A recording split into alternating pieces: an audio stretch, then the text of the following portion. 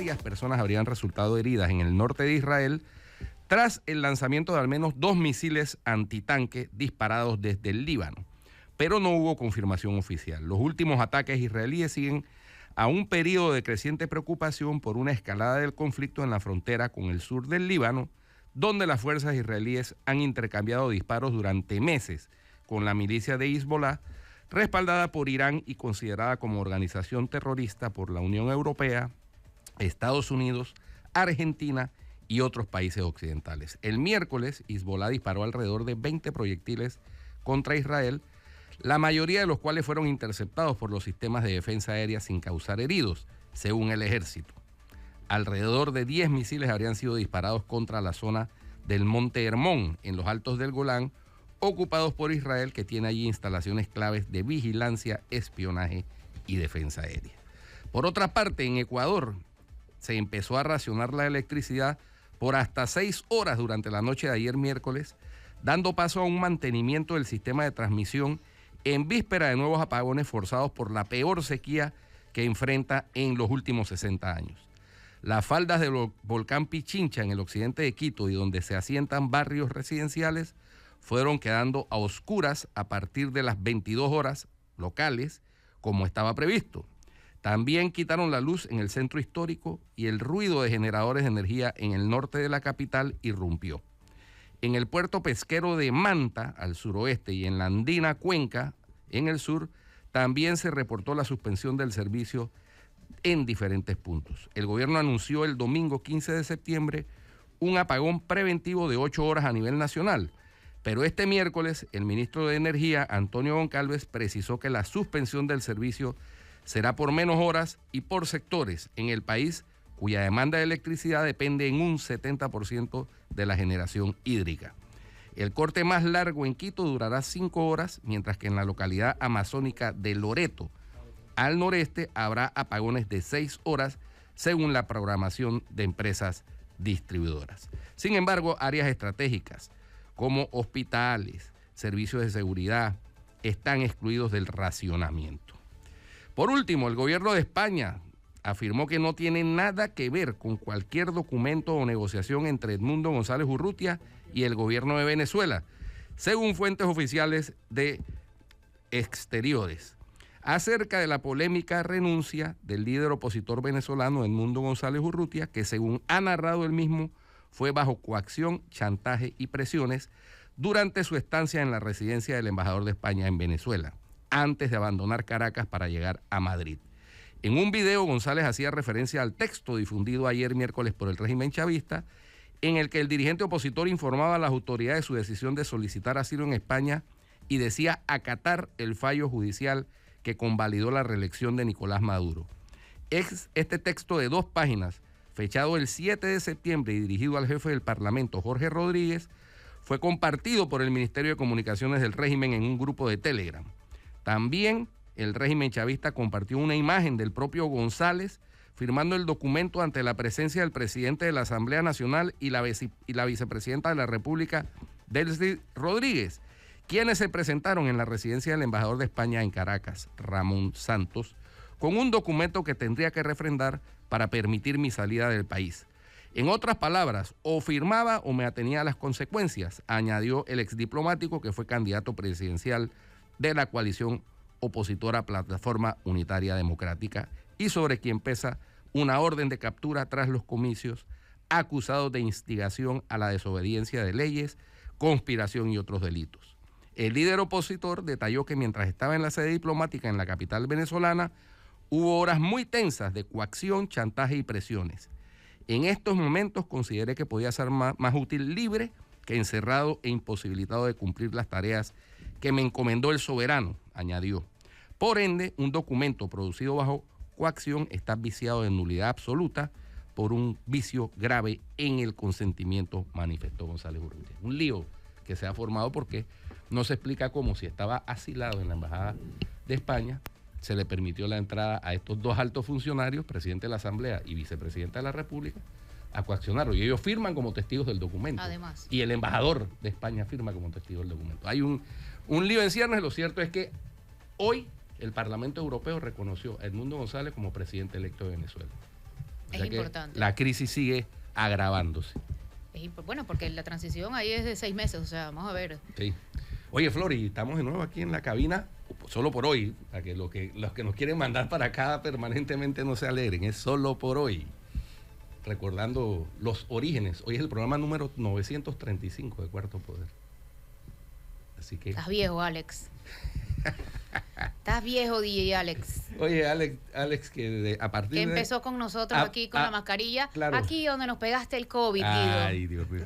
A partir Llegó con su morriña aquí. A partir de las 9 de la mañana cambia totalmente el humor de esta cabina con los muchachos del brunch. Y Alex a la cabeza con Andrés Morales. Pero bueno, ahora estamos en la parte... Alex es serio de 8 a 9 y después agárrense. En la parte seria de la cabina de Telemetro Radio. Mira, Guido, hoy nos acompaña el doctor Ricardo Gotti. Él es el director de salud mental del Ministerio de Salud. Doctor. Buenos días, gracias por el ascenso. Soy jefe, no director. Bueno, pero sí, porque es una dirección dentro de una dirección, de una dirección entre una dirección. Porque así le han dado la importancia al tema. Por primera vez se ve entonces un poquito de interés gubernamental en hacer cambios. Usted ya estuvo en esta posición. ¿Hay una diferencia en este momento con el tema? Sí, por supuesto, hay una diferencia notable cuando una instancia de tanta capacidad como el despacho de la primera dama lanza una campaña el 10 de septiembre para llamarnos la atención como país, como sociedad, que no podemos dejar a un lado la salud mental y que tenemos que empezar a hablar de la salud mental siempre, pero hablarlo para pedir ayuda, pero también hablarlo para ayudar, hablarlo para documentarnos y conocer más cada quien sobre de qué se trata esto y entender mejor cuando una persona está atravesando por una situación de afectación de su salud mental con cosas tan comunes como pueden ser la ansiedad o la depresión, pero que pueden ser más severas como la esquizofrenia o la enfermedad bipolar, y que podamos entender más sobre estas enfermedades y cómo ayudar a las personas que lo están viviendo. Ok, ¿cómo ayudar a las personas que lo están viviendo? ¿Cómo detectar en el compañero, en el amigo, en la pareja, en la otra persona con la que estamos conviviendo, cuando esa persona está mal, necesita ayuda, y cómo hacer para ayudarlo? Muy bien, esa es una pregunta muy buena, porque justamente lo que necesitamos como punto de partida es prestarnos atención como personas, a mis compañeros de trabajo, a mis vecinos, a mi familia, a mi pareja, a mis hijos, prestarnos atención lo suficiente como para poder advertir cambios significativos. Aprender a escuchar. Aprender a escuchar y a observar las conductas de las personas que nos rodean, porque allí empiezan las claves de detectar que algo no funciona bien. ¿Cuáles pueden ser esas causas? Sí. ¿A qué me refiero? Si yo veo que una persona, por ejemplo, está... A ver, las emociones de nosotros pueden cambiar. Somos seres humanos. Podemos experimentar alegría, tristeza, miedo, rabia, y eso generalmente son cosas de corta duración. Pero si una persona está de manera sostenida por muchos días seguidos, especialmente triste, desanimada, nerviosa, con miedo, algo no está funcionando bien. O con demasiada ansiedad. Habría que darle la oportunidad a la persona, no minimizando su situación o ignorándola, diciéndole como que déjate de cosas, que la vida es bella. La vida, claro que es bella, pero no todo el mundo se da cuenta en el momento que está atravesando, que está viviendo. Entonces se trataría fundamentalmente de poderle decir a la persona, te noto diferente, ¿te gustaría hablar de lo que te pasa? Y si la respuesta es no. ¿Tienes algo que contarme? Ok, no tienes la obligación de hacerlo conmigo ahora, pero sí quiero que sepas que como me importas, como te aprecio, he observado esto y esto, y me preocupa que esto pueda obedecer a algo que se complique más adelante. Si no quieres hablar conmigo, podrías hablarlo a lo mejor con algún profesional, alguien de salud mental, algún líder de un grupo religioso, con alguien, con tu profesor, con tu consejero, con tu orientador de la escuela. Hay alguien, pero es importante para todos los seres humanos entender que guardarse las cosas, callar, que no hablar de lo que está viviendo, generalmente trae más problemas que poderlo conversar con alguien. Pero ese alguien con quien lo voy a conversar tengo que tener dos seguridades. Una, que es una persona que no me va a estar contando lo mío a todo el mundo, eso es que va a respetar mi confidencialidad. Y lo otro es que además va a tener la capacidad de escucha empática, quiere decir que no me va a juzgar ni me va a estar callando cuando yo empiezo a hablar, y si me rompo en llanto, no me va a decir, pero no llores, deja de llorar, sino que me va a permitir que yo desahogue mi emoción a través de la forma en que lo necesite y también poder desahogar mis pensamientos. Últimamente pienso mucho en esto. ¿Sí? Ahora, doctor, así como existen factores exógenos a la persona, como son el entorno, qué sé yo, la situación laboral, por ejemplo, en la pandemia mucha gente perdió su trabajo, eso fue un factor indiscutible que afectó la salud mental un disparador de muchas personas. También existen factores endógenos de la propia persona, que pueden ser genéticos, puede ser la forma de alimentarse, las rutinas de vida que lleva, qué sé yo, la persona que duerme poco. Explíquenos un poquito cómo esos factores van afectando el balance el del cuerpo, que al final de cuentas este es un tema de balance del cuerpo, ¿no? Partamos del hecho de entender que para tener salud se necesita que esta salud esté en todos los escenarios integrados de un ser humano. Quiere decir que mi cuerpo esté bien, que mis emociones estén bien, que mi vida social esté bien, que mi vida espiritual esté bien. Entonces, sí hay elementos que son indiscutiblemente dependientes de la persona, su carga genética, la herencia que trae, sus estilos de vida, que una persona no descanse bien, que una persona decida abusar de sustancias psicotrópicas, incluyendo las legales como el tabaco y el alcohol. Todo esto pueden ser factores que podríamos decir propios de la persona, pero también están los elementos externos, y es esa combinación o ese balance entre lo interno y lo externo que va a determinar que se presente o no una condición de enfermedad mental. Y eso pasa para prácticamente todo en salud. Pongo un ejemplo que no tiene que ver con salud mental. Puedo tener un padre diabético, una madre diabética y tener una supercarga genética para volverme diabético, pero si yo desde temprano asumo un estilo de vida saludable, tengo la probabilidad de nunca desarrollar diabetes. Entonces, pasaría algo parecido en el terreno de las enfermedades mentales. Puedo tener condiciones predisponentes desde mi interior, pero mucho va a depender de cómo sea mi estilo de vida y la forma en que yo trato de cuidar mi cuerpo y mi salud mental en general. O sea que la expresión famosa del autor romano Décimo Junio Juvenal de mens sana in corpore sano es sumamente certera. Es sumamente certera, hay que tomarla en cuenta porque somos un ser integrado, no tenemos un cuerpo por un lado y una emoción por otro lado o una mente por otro lado, todo está en un solo ser. Y este ser tiene que aprender a cuidar todos sus aspectos, lo físico, lo emocional, lo social y lo espiritual. Doctor, usted hablaba hace un ratito de las escuelas, buscar ayuda en las escuelas. ¿Cuántas escuelas en Panamá tienen gabinete psicopedagógico como lo dice la ley? La verdad esa cifra no la manejo, eso debe tenerlo el Ministerio de Educación, esa cifra exacta, pero independientemente de los gabinetes psicopedagógicos que se esperaría que sean como la ayuda más idónea dentro del ámbito escolar, en todos los colegios hay profesores, en todos los colegios hay consejeros, hay orientadores y siempre hay personas que tienen algún tipo de sensibilidad para escuchar y atender a los demás. Y esto no se debe desperdiciar o desaprovechar. Siempre tenemos que estar, todos deberíamos tener identificados en nuestro entorno personas a quien yo les podría contar un día que me siento muy mal por algo. Y esa persona, que ya yo sepa, incluso podría ser un acuerdo de lo que se llama como el cuido entre pares. Entonces, que yo, Flor, somos compañeros de trabajo. Flor, yo contigo tengo confianza, mira, me está pasando esto. Pero también escuchar a Flor el día que Flor me dice, me pasó tal cosa y me siento muy mal. Entonces, no tendríamos como que esperar a que las cosas se acumulen o a que sean de larga data, porque también se vale desahogar una situación puntual que se está viviendo y que es nueva. Para no acumular, porque de hecho hay estudios que demuestran que el suicidio no es algo impulsivo en la mayoría de las ocasiones, es algo premeditado, es prevenible, no es previsible en cuanto a uno ver, no es previsible, pero sí es prevenible. El tema es que es un tema de acumulación y más acumulación mal manejada. Entonces, ¿cómo buscar esa ayuda? Si alguien me está escuchando y se siente mal, ¿qué debe hacer? ¿O qué? Porque hay diferentes también niveles, qué pena, de sentirse mal.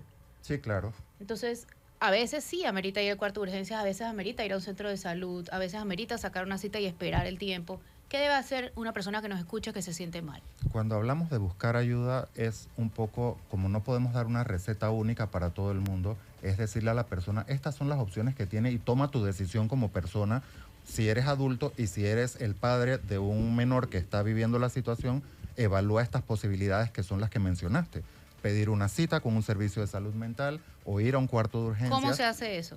Así, llegando a la instalación de salud y pedir una cita. Me dicen, no, aquí para verse con el psiquiatra necesito una referencia, entonces deme un cupo con medicina general. Pido el cupo con medicina general, doctor, necesito una referencia interna para que me vean en salud mental. Y también tenemos médicos generales que tienen alguna capacitación en salud mental y que de alguna manera también pueden ser un primer abordaje que empiece hacia la recuperación.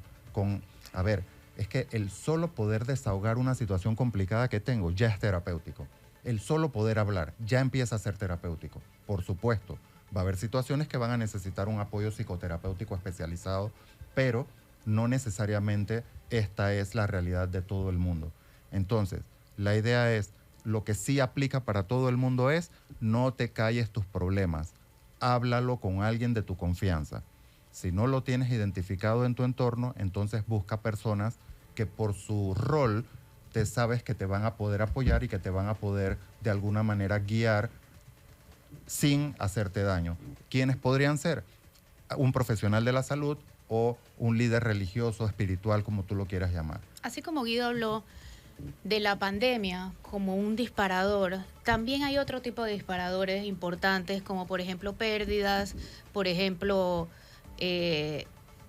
duelos, por ejemplo mudanzas, pérdida de trabajo, porque el duelo no solamente cuando se muere alguien, el duelo lo haces cuando pierdes algo, no necesariamente es una persona. ¿Es correcto? Imagínese ahora que Flor habla de mudanzas, imagínese las personas que tienen que salir de su país a buscar refugio en otro porque son perseguidos políticos, porque buscan nuevas oportunidades. O sea, esas personas son altamente vulnerables a tener problemas de salud mental. Hay cosas externas que evidentemente van a afectar la salud mental de cualquier ser humano. Los duelos, que son pérdidas de cualquier tipo, la pérdida de mis amistades, las pérdidas por muerte, las pérdidas del empleo, pérdida de bienes materiales, las pérdidas de mi sociedad o mi comunidad cuando tengo que emigrar. Todas esas son pérdidas que pueden ocasionar reacciones de duelo que pueden ser más o menos complicadas dependiendo de cómo era la persona y su propia historia. Pero además hay otros elementos que están presentes en nuestra sociedad y que son fuertes disparadores de trastornos emocionales. La violencia, que puede estar dentro de la casa o puede estar fuera.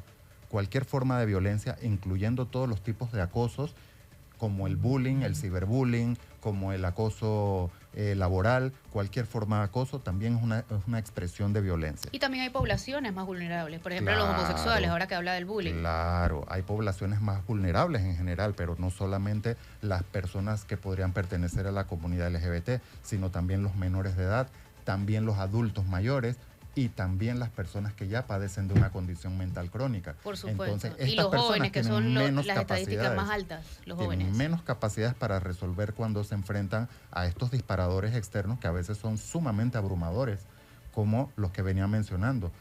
Igual, si una persona está, por ejemplo, sometida a exceso de trabajo, casi rayando en cosas como la esclavitud, si una persona, por ejemplo, está en entornos de alto consumo de sustancias, sean legales o ilegales. Todos esos factores son factores externos que pueden estar llevando a una persona a sus límites. Y llevar a una persona a sus límites siempre conlleva riesgos para su salud mental y también indirectamente podrían estar llevando a la persona, a aquella que tenga la vulnerabilidad, a una conducta de suicidio. Bueno, doctor, muchas gracias. Vamos a ir a un cambio. Ya volvemos y seguimos hablando con usted, doctor. No se vayan.